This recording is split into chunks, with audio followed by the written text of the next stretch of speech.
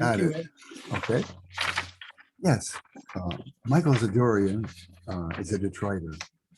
He was born there in 1957. And he's, I think he's living in Ferndale, but I'm not sure. He has a radio show in Ferndale. And um, he's worked as a lawn boy, a shipping room clerk, plant guard for Chrysler, a UPS mail sorter, and a freelance journalist, but primarily as an advertising copywriter, where he spent quite a bit of time at the Donner agency and the Campbell Ewald agency. And yes, he does live in Ferndale, Michigan, with his wife, Rita.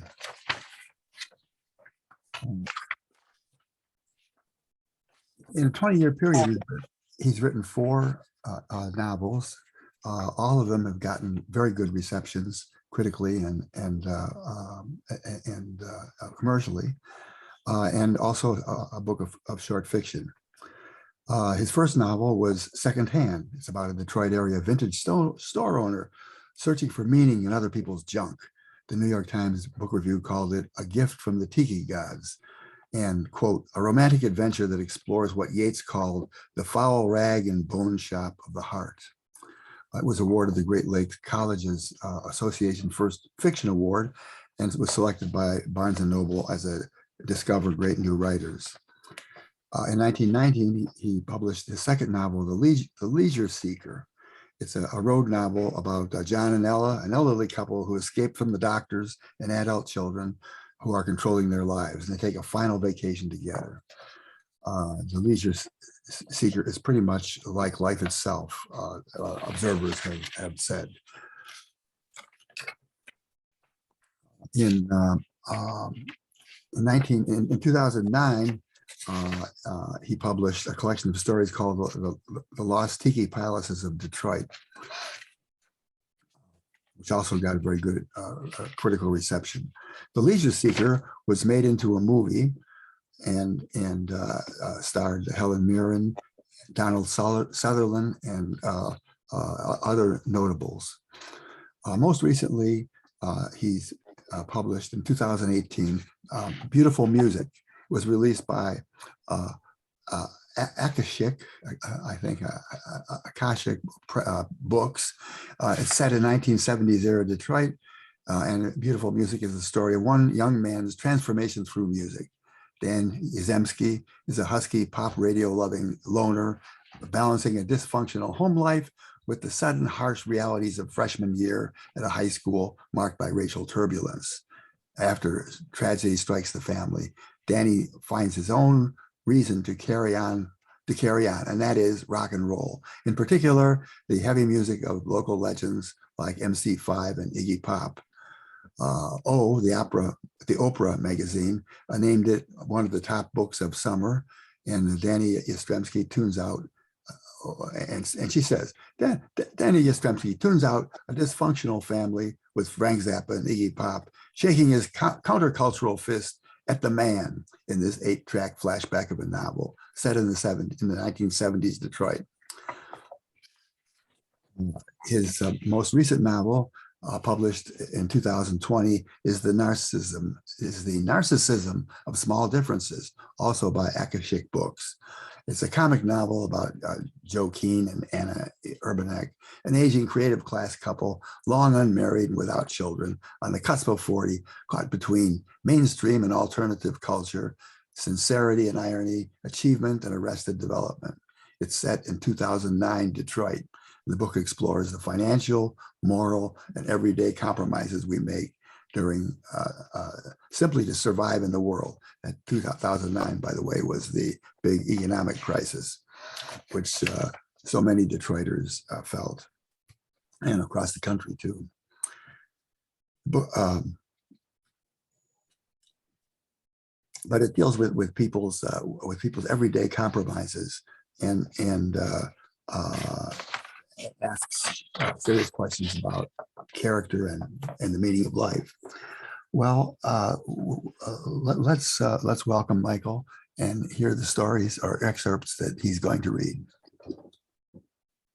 right. Thanks, Ed. Thanks for the introduction. Also, I don't do an introduction for the part of the read. I'm going to start off with this is something from Narcissism of Small Differences, my most recent book. Here's part of it because I happen to have some in my car. And and after that, I'll do something with from Beautiful Music. But as you said, with Narcissism, it's about a kind of a creative class couple who, as they approach 40, I think they undergo sort of a, let's just say like a couple's identity crisis, and things for them and all the compromises they've made sort of catch up with them in a way. And at this point in the book, this is actually further on into the book. At one point, Joe has done, as you mentioned, takes place in 2009, and that was a horrible time for Detroit.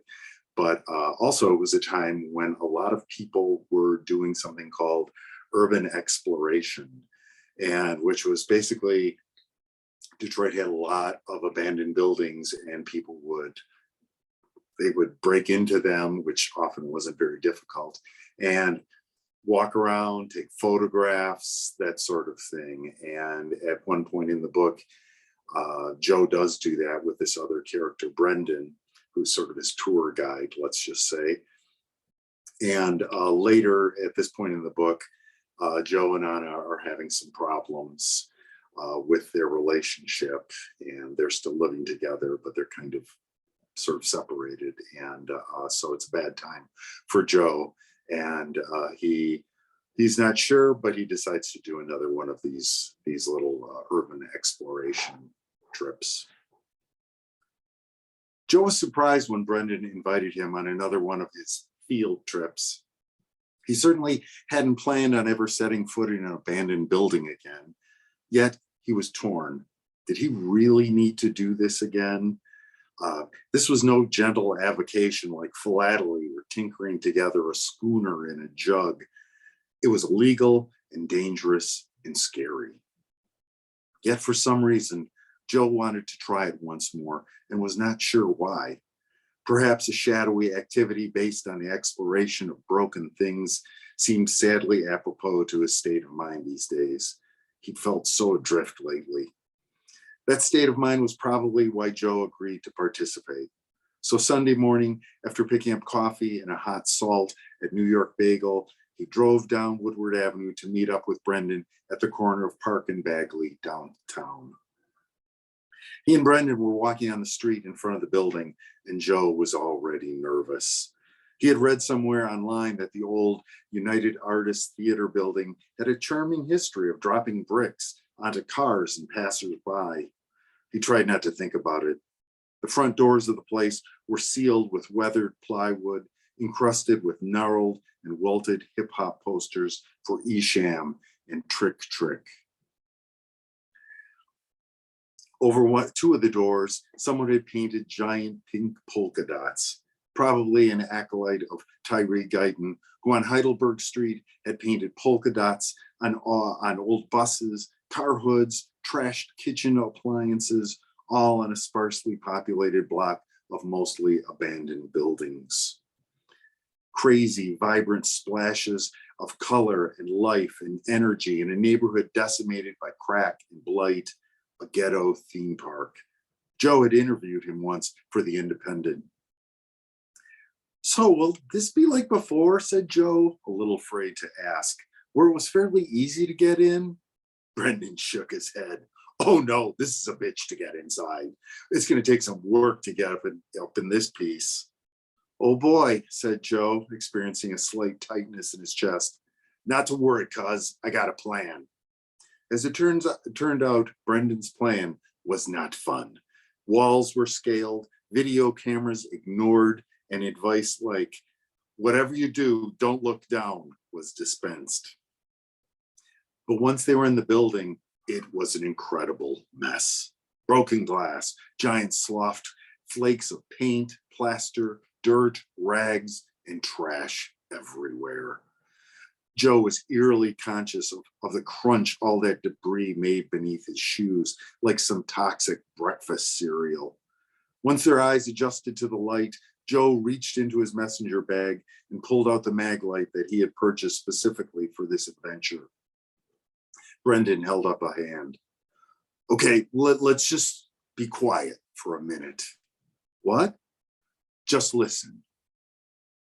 The two of them stood there not saying a word. Joe didn't hear anything but the occasional pigeon and the faraway sound of traffic. When the sound of automobiles faded, there was only the hiss of silence. After what seemed like a couple of minutes, Joe finally spoke. What are we listening to? History, said Brendan. He closed his eyes for another 10 seconds, then opened them. Okay, let's go. Well, wait a second, said Joe. Now that he knew what they were listening to, he wanted to stand there a little longer. No, come on, let's hustle. Well, okay, what's the big rush? You'll see. Brendan tugged at the sleeve of Joe's Carhartt.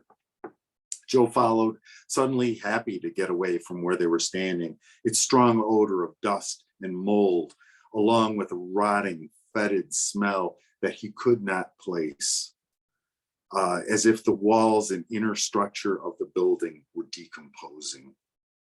There in the murky grime and shuddering half-light, Joe glimpsed flashes of random images as they marched through the detritus.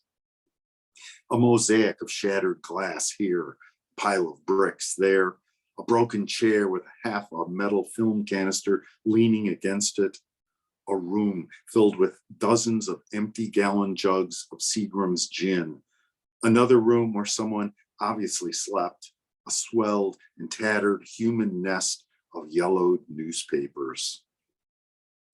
Brendan kept rushing him along. He waved the beam of his mag light across the cluttered floor and walls as they traversed a hallway covered with graffiti, mostly names: Slack, Moby, Mosh, Graystar, Abyss. It was strange to Joe that there were people who had wanted to be heard, to offer proof that they existed, but came to a deserted, half-dead place to do it. Finally, after a few turns, they reached an area that felt like the side chamber of the theater. The lowness of the ceiling reminded Joe of certain claustrophobic anterooms of other venues, places he had seen shows, the Masonic Temple, or even the Fox, where you felt the compression of space, then relief when you entered the high-ceilinged grand auditorium. Joe studied the swollen stucco as they passed. They ended up in what Joe believed was once the round main lobby of the theater. The floors of the rotunda were covered with debris, even more than when they came in. Paint and plaster, brick and statuary, a flocati of dried sludge and curled silt. You couldn't really say the walls were bare because mostly there were no walls. Two of the three Gothic arches on one side of the rotunda were now stripped clean. The elements and the vandals were sloughing the place from the inside out, revealing the tessellated cinder block bones of the building. Where there were walls, you could see remnants of gold leaf ornamentation gone to chalk, traces of intricate designs, petroglyphs of lost grandeur.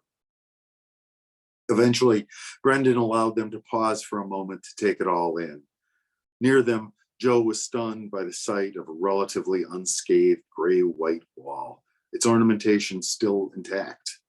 A two-story Art Deco Indian maiden in plaster bas-relief, her face placid and all-seeing, her towering headdress curving against the vaulted ceiling, the sleeves of her gown stretched almost to the ground, the intricate fruited folds of it deeply ingrined, dotted with black mold, but somehow still exquisite. The only desecration there was where someone had written at the bottom of the wall, not in graffiti style, but in a clawed marker script, "My heart is missing." Wow, said Joe, gazing up at the tableau in front of him. It was a silly thing to say, he thought, but it was what he said. Yeah, said Brendan, smiling. Wow. I don't know why the vandals haven't trashed this one. There used to be 6 of them. Joe stared up at the maiden, not sure what he was feeling.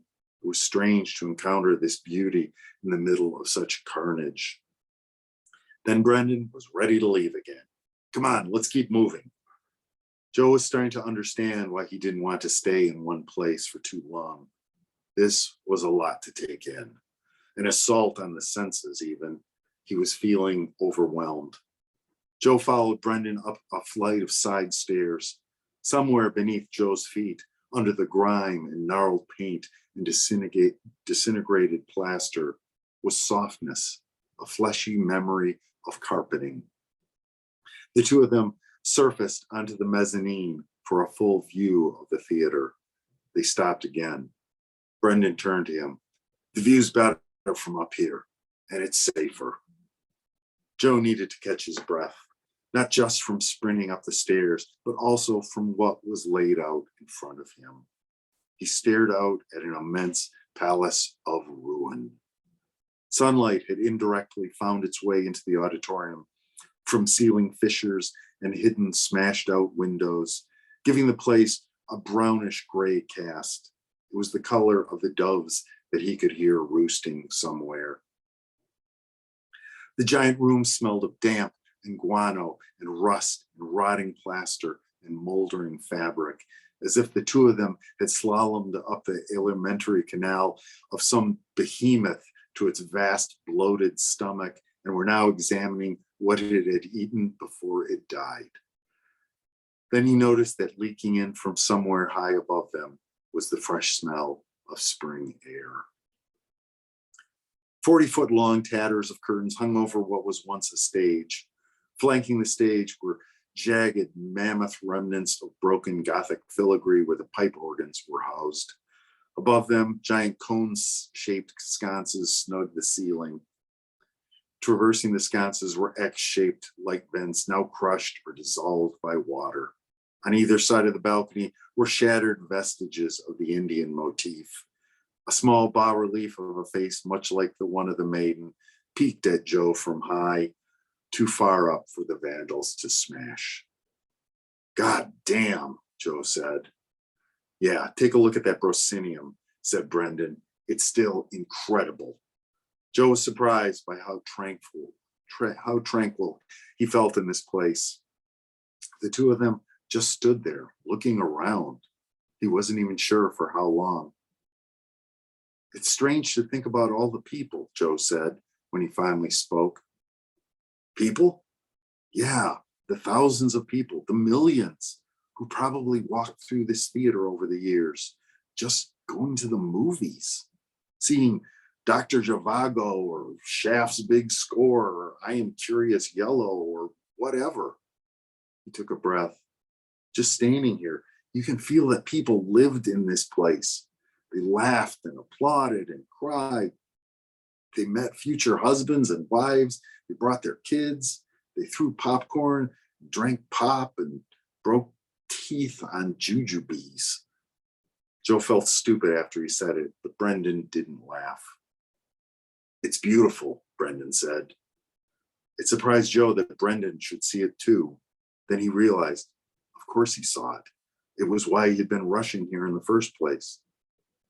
Yes, it is, Joe said. I thought you would understand. Not everybody does. But you know, what I don't understand is how this place could be beautiful. It's horrible, really, this incredible old building left to just fall apart. Yeah, I don't know why either. It's totally fucked up that this would ever happen to a building. This should never happen anywhere. But I see something like this and I want to try and find the beauty in it, to make sense of it, give it a reason, to fill it with something, meaning. Joe raised his camera to his eye and scanned the great room. He took a lot of photographs. He wanted to remember this feeling. It looks different through the lens, doesn't it? Brendan said. Yeah, I don't know why. It just seems to make more sense this way. It's easier to take in. Sometimes it's just too intense to understand without a filter, a way to view it. The camera helps. Brendan leveled his camera at the stage and squeezed off a shot. Why is this so magnificent?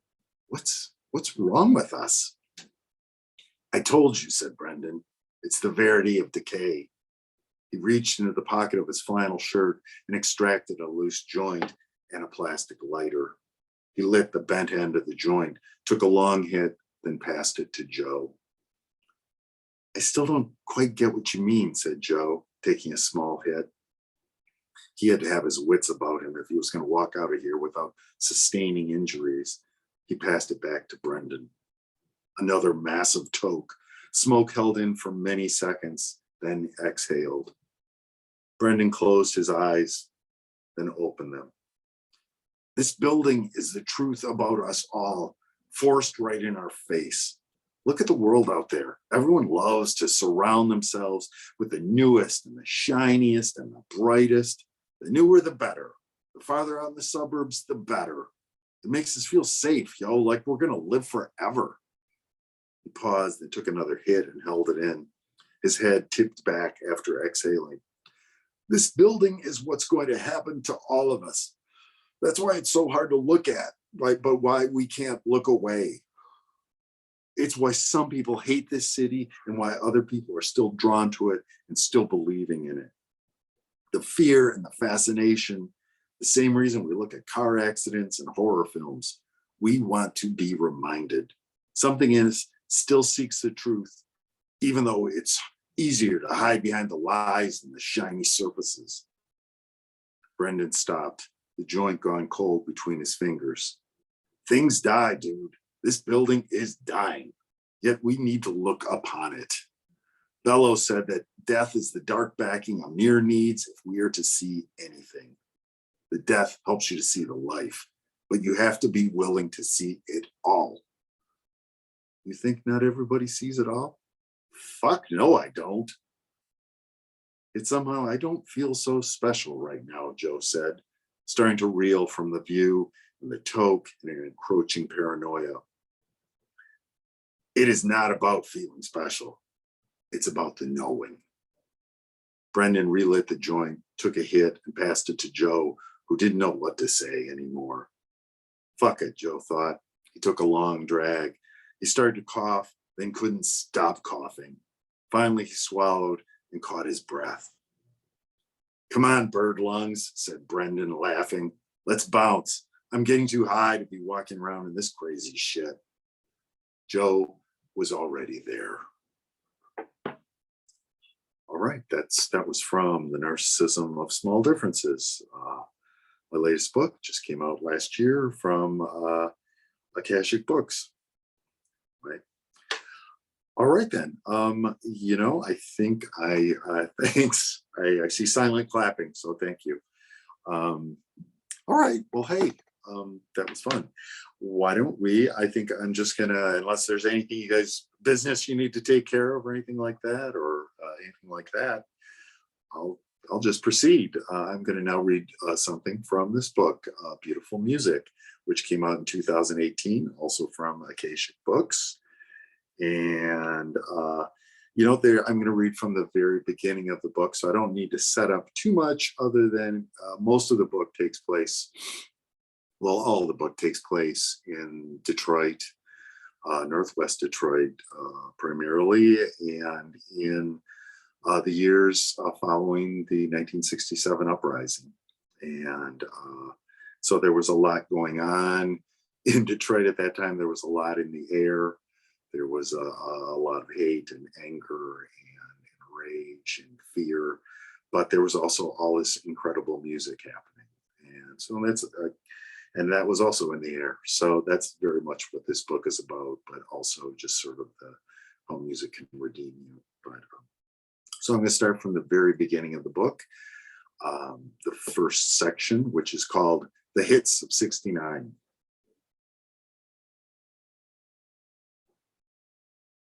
A busy signal. That's all I hear again and again. I should also mention that the narrator is, at this point, through most of the book, the narrator is about 14 years old. At this point in the book, he's probably about 10, 11. All right. The hits of 69. A busy signal. That's all I hear again and again. It's the 5th time I've called. My index finger starts to get sore around the cuticle from all the dialing. I'm calling CKLW's phone number. Luckily, it's not long distance, or I'd be in big trouble with my parents. Though it could be long distance since CKLW is a Canadian radio station and I'm in Detroit, but I don't think it is. Either way, I don't know where I got in my head to call them, but now that the idea is there, I can't get it out. My mother is in the other room and she hasn't started wondering yet what I've been doing on the phone for so long. She has one of her shows on and it's pretty loud. Lucky for me, but I still keep getting a busy signal. On the 9th try, cuticle red and aching, I finally get through. After 3 rings, a woman picks up and says, "CKLW request line, can you hold for a moment?" Of course I can. I'm thrilled. Over the line, I can hear the disc jockey, Ed Mitchell, announcing the song "In the Year 2525" by Zager and Evans. The song starts. It sounds tinny and staticky through the phone line, nowhere near as good as on my core sonic transistor radio. After a couple of minutes, I start to panic, thinking that the operator has forgotten all about me, but then someone answers.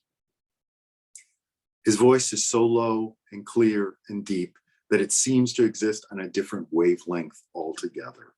There is nothing tinny or staticky about it. I'm actually speaking to the disc jockey himself.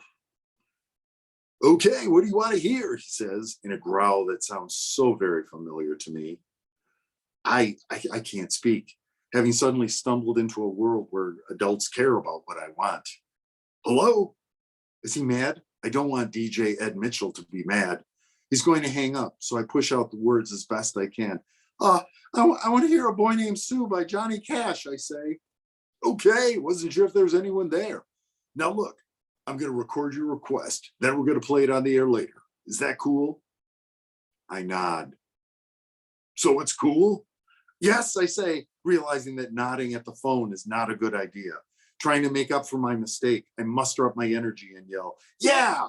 All right," says DJ Ed. He's an adult who likes it when I yell. "That's good. Say it just like that. Just say, 'Hey, Ed Mitchell,' then tell me your name, your age, and say the song you want to hear. Lots of enthusiasm. Got it?" I think so. "Okay, are you ready? And go." I mess it up, of course. I forget to say, "Hey, Ed Mitchell," and I forget to say my name too. "You got to get it right this time or I have to go," he says, and I can tell that he really means it.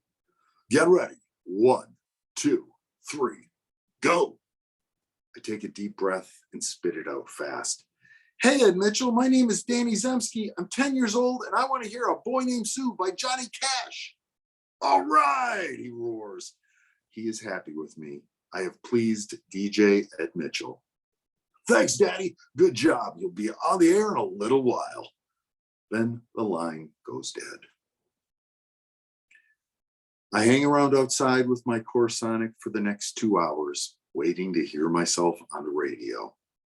I hear the same songs over and over again. Crystal Blue Persuasion, Choice of Colors, Put a Little Love in Your Heart, My Cherie Amour. I sit there on the glider in the backyard of our bungalow in Northwest Detroit. 2 years after the riot, my mother is finally feeling like it's okay for me to be outside again, as long as I stay in the yard. She remembers, like I remember, the towers of black smoke rising into the sky down Grand River Avenue, 4 miles away. The rumors of looting at Grandland Shopping Center, just a mile from our house. The tanks rolling down Fenkel after the governor called in the National Guard, the news reports of snipers, and the hazy, frantic footage of people running out of and into burning buildings. She'd really rather I just stay in the house. Mark and Jim, the closest I have to friends, come by to talk, but I've got the transistor pressed to my ear. "I'm going to be on the radio," I tell them. "Sure you are, Tubsky," says Mark. Then the two of them go off to play curveball. just as well, since I'm still not supposed to go too far off our property. Besides, it's very important that I hear my name and voice on the radio. After an hour and a half, I start to worry that the Ed Mitchell show is going to end without him playing me or my song, or that the battery in my radio is going to die. I do hear one other kid request a song. It's a little colored kid who says, "What's happening, Ed Mitchell? I want to hear Girl, You're Too Young" by Archie Bell and the Drells. Only when he says the name of the group, he stretches it out so it sounds like the Drells. I worry that maybe since he got to request a song, I won't hear mine. Yet a half an hour later, after a commercial for Gene Marolis Chevrolet, "Gene Marolis, what a great, great guy," sung by a man who sounds like he's got a cigar wedged in the side of his mouth, I hear my own voice squawk and boom over the airwaves. My voice is lower than most kids my age because I'm husky. I'm so excited I can't even speak. I sit there on the glider in my backyard, swinging frantically, not even listening to the song, just letting the sound of my voice on the radio replay in my head. About the time when I do actually listen, the song begins to end. Johnny Cash is just about to shoot his dad for naming him Sue. "But you ought to thank me before I die for the gravel in your guts and the spit in your eye." A few moments later, Johnny Cash is done singing and the music fades. I know that even though CKLW will play this song hundreds of times in the next few weeks, this is the last time I'm ever going to hear it in exactly this way. My 1/25th scale life. Most mornings this summer, I'm awakened by the sound of the radio coming from the kitchen. It's tuned to WJR, the great voice of the Great Lakes. I lie in bed listening to "The Look of Love" by Sergio Mendes in Brazil 66, or "The Unicorn" by the Irish Rovers, until my father comes to wake me up. He knocks on the door jamb, then grabs my foot and gives it a shake. "Up and at 'em, Daniel." "Okay, Dad." Even though I just got out of bed, J.P. McCarthy, the disc jockey on WJR, is easy to listen to. He's like an uncle you didn't know you had. He says dopey stuff like, "Good morning, world," and "Remember my name in Sheboygan." But I like him anyway. I notice the way my mother reacts to him. At the tiled kitchen counter, preparing a cup of tea for me, I watch as she pauses to listen to something he's saying. That moment, with her head cocked downward, half smiling, I notice how pretty my mother is. "What are you up to today?" my dad says. He asks me this every day. "I'm just going to work on a model car downstairs." "Why don't you get out and play some ball with your friends?" "Hey, how about that TV2 swimmobile? Isn't that around here today?" "Oh no," says my mother. "Every kid in the inner city is swam in that thing. He'll get worms and God knows what else." My father sighs. "Well, try to get some fresh air." "Like there's any fresh air in this city," says my mother. I chime in. "I'm not all that crazy about fresh air." This is where my father gives up. He doesn't actually know that my mother barely lets me leave the house anyway. Not that I mind. It doesn't matter to me that it's summer. It's too hot and bright outside. The day's too long, and my mother just wants me to be safe. I even have my own special room in our basement. It was a coal bin before my parents bought the house, but now it's just a little narrow room where things end up, with an old red Formica drop leaf kitchen table at one end where I build the model cars. I sit at that beat up table with the radio on, my X-Acto knife, and the squint of Tester's model glue in the air. I've heard that some kids sniff it. Under a dusty cone of light, I tinker together 1/25th scale replicas of pro stock racers, like the Sox and Martin Boss Cuda, or the Nitro funny cars of Don the Snake Prudhomme and Tom the Mongoose McEwen, natural enemies in nature and on the quarter mile. While I work, the only sounds are CKLW and the trill of the dehumidifier, clicking on, drying and vibrating the stinging chemical air. I sing along to the Fifth Dimension or the cow sills. Sometimes I imitate the disc jockeys while I sit there. That's a little Kiwasabi for you by Electric Indian, coming up on 4 o'clock. It's about 84 degrees in the Motor City. Occasionally, my mother hears me talking to myself down in the coal bin. She speaks to me from the laundry area. Danny, stop talking when there's no one there to listen. Sorry, Mom. We don't need any more kooks in the family. My mother does not want me to grow up to be a kook. Her whole family is full of kooks, according to her, which is why she doesn't talk to any of them. I can easily spend the whole day building the model cars and listening to the radio, never leaving except to go upstairs to the bathroom or to make myself a sandwich. If my mother is in one of her moods, I'll just gulp back my hunger and swallow my spit. The wash tub is my emergency place to pee. During this third summer indoors, Jim sometimes knocks at the back door and calls for me, breaking my name into 2 parts. I sit there in the coal bin, ignoring him until my mother goes to the door and tells him that I'm busy. She never asks why I don't answer him. Jim lives 7 houses down from me and is moving away soon. Away from Detroit, away from the idea of another riot that comes even closer to our neighborhood. His family is moving to Livonia, near the mall. I'm mad at him for leaving, so I sit there, ignoring him, building the model cars, staying out of my mother's way, and trying not to be a kook. The sound of everything. It is also the summer that my father and I go to the drag races. This Sunday afternoon at Detroit Dragway, gigantic super fuel, funny car spectacular, say the commercials echoing from my radio. We take the long drive downriver in my father's Biscayne to Sibley at Dick's, pay our $2, pull into the wide dirt lot and park among the gray primered muscle cars with bulged hoods and raised rear ends, the trucks with their empty trailers and the family station wagons.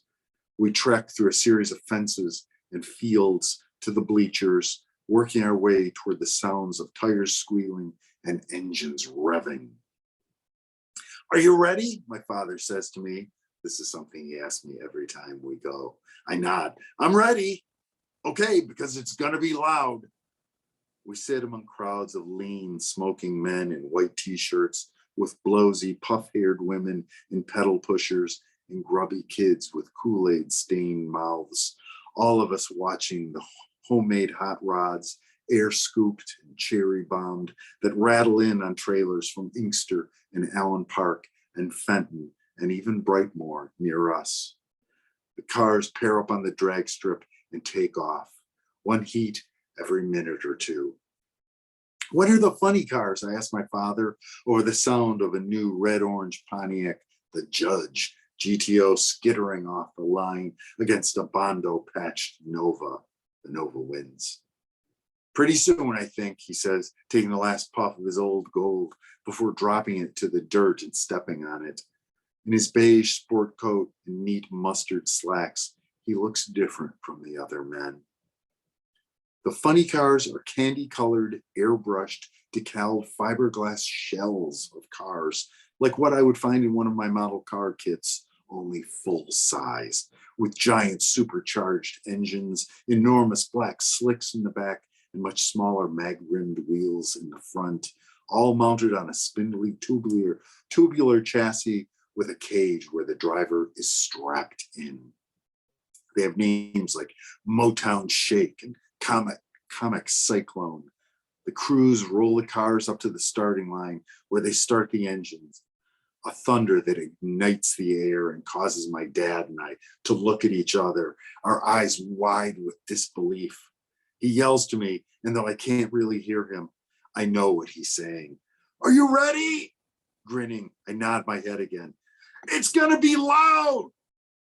The crew pours bleach on the track and the drivers spin their slicks until smoke bellows, heating them against the asphalt for traction.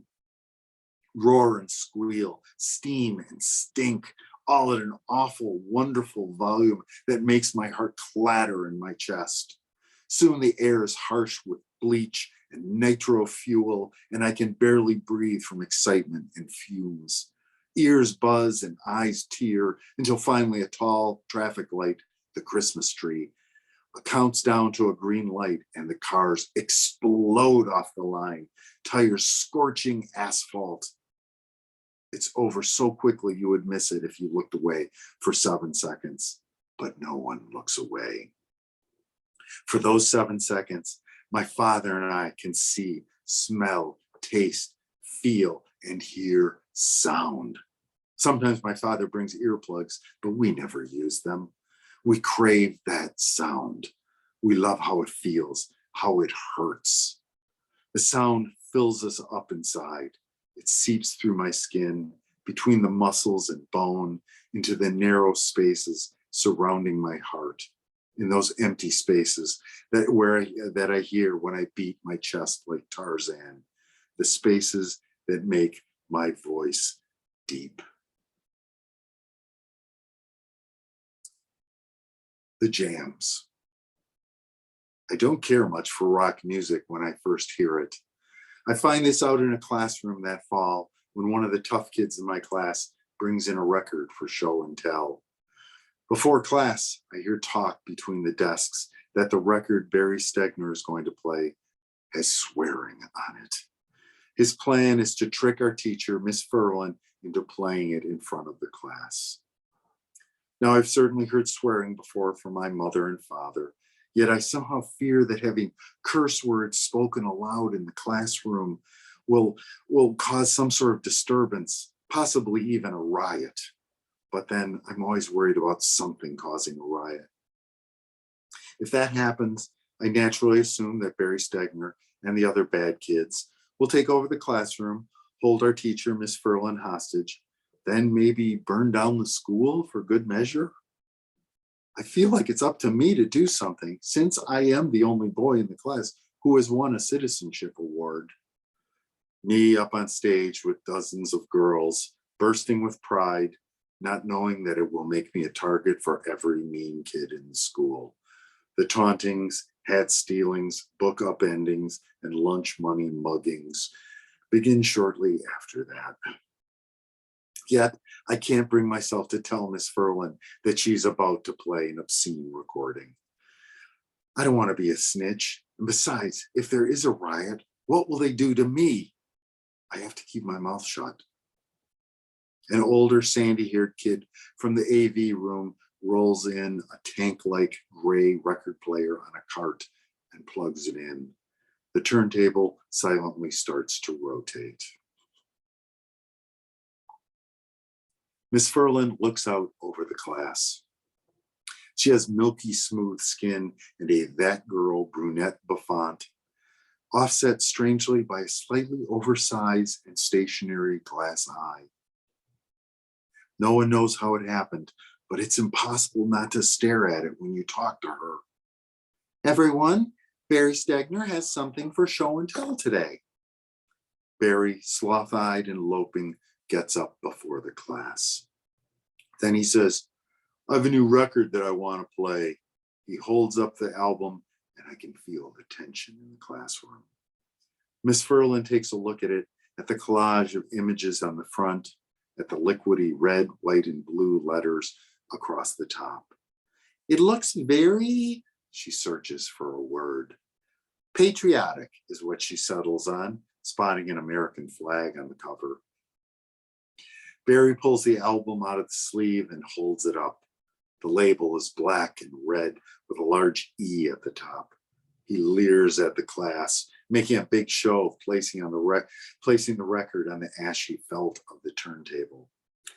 And what is this record called, Barry? Asked Miss Sutherland.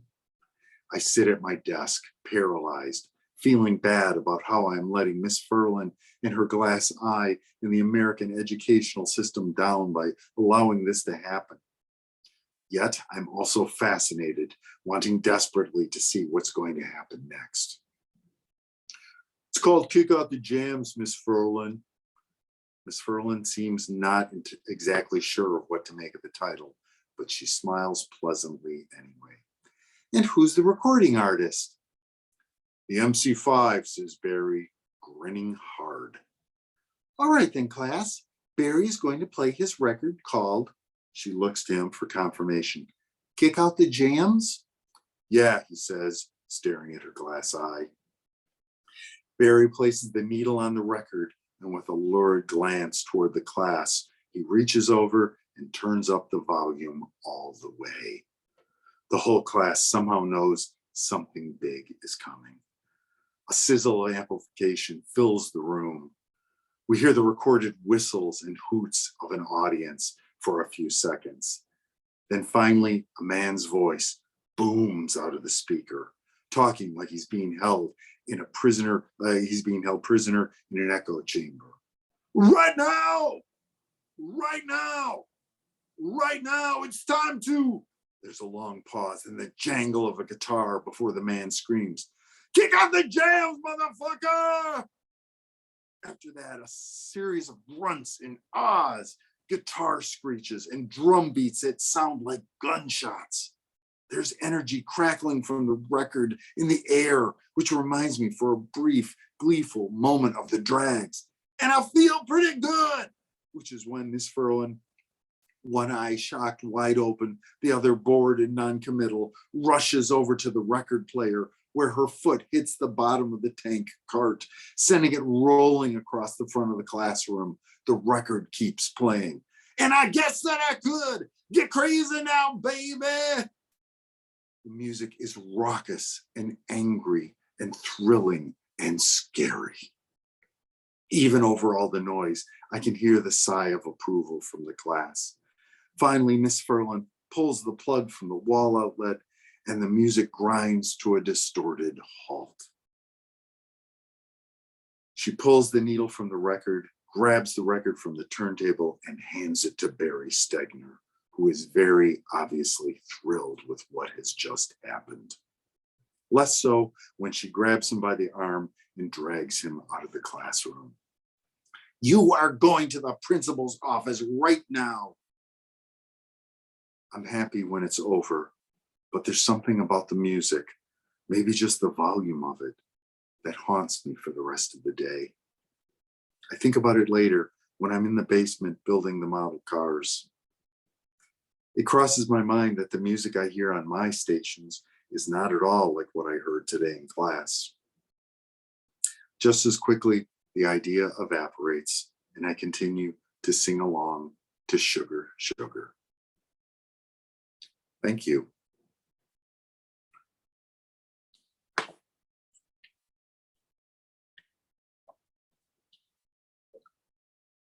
All right, I don't know if